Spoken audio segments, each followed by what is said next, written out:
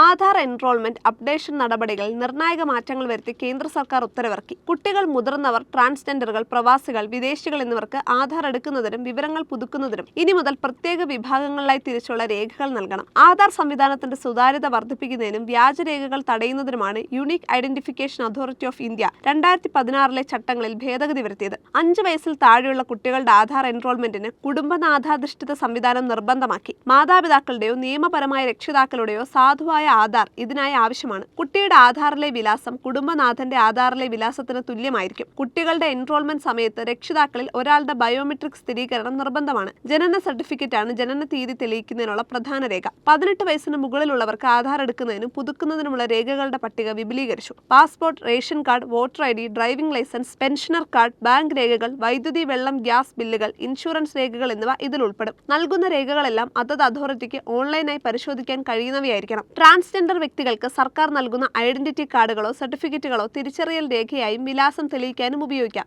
പേരും ലിംഗമാറ്റവും ആധാറിൽ പുതുക്കാനും ഈ രേഖകൾ മതിയാകും. ഭിന്നശേഷിക്കാർ, അഗതി മന്ദിരങ്ങളിൽ കഴിയുന്നവർ, ശിശു സംരക്ഷണ കേന്ദ്രങ്ങളിലെ കുട്ടികൾ എന്നിവർക്കായി ജില്ലാ സോഷ്യൽ വെൽഫെയർ ഓഫീസർമാർ നൽകുന്ന സർട്ടിഫിക്കറ്റുകളും അംഗീകൃത രേഖകളുടെ പട്ടികയിൽ ഉൾപ്പെടുത്തിയിട്ടുണ്ട്. വിലാസം തെളിയിക്കാൻ രേഖകളില്ലാത്തവർക്കായി MP-മാർ, MLA-മാർ, തഹസിൽദാർമാർ, ഗസറ്റഡ് ഓഫീസർമാർ, പഞ്ചായത്ത് അധ്യക്ഷന്മാർ എന്നിവർ നൽകുന്ന സർട്ടിഫിക്കറ്റുകൾ നിശ്ചിത സാഹചര്യങ്ങളിൽ അംഗീകരിക്കും. നേപ്പാൾ, ഭൂട്ടാൻ പൗരന്മാർക്കും OCI കാർഡ് ഉടമകൾക്കും നൽകുന്ന ആധാറിന് 10 വർഷത്തെ കാലാവധി ഉണ്ടാകും. മറ്റ് വിദേശ പൗരന്മാരുടെ ആധാർ കാലാവധി അവരുടെ വിസയുടെയോ FRRO രജിസ്ട്രേഷന്റെയോ കാലാവധിക്ക് തുല്യമായിരിക്കും. വ്യാജരേഖകൾ ഉപയോഗിച്ചുള്ള തട്ടിപ്പുകൾ തടയാൻ പുതിയ കർശനമായ വെരിഫിക്കേഷൻ മാനദണ്ഡങ്ങൾ സഹായിക്കുമെന്ന് സർക്കാർ വ്യക്തമാക്കി.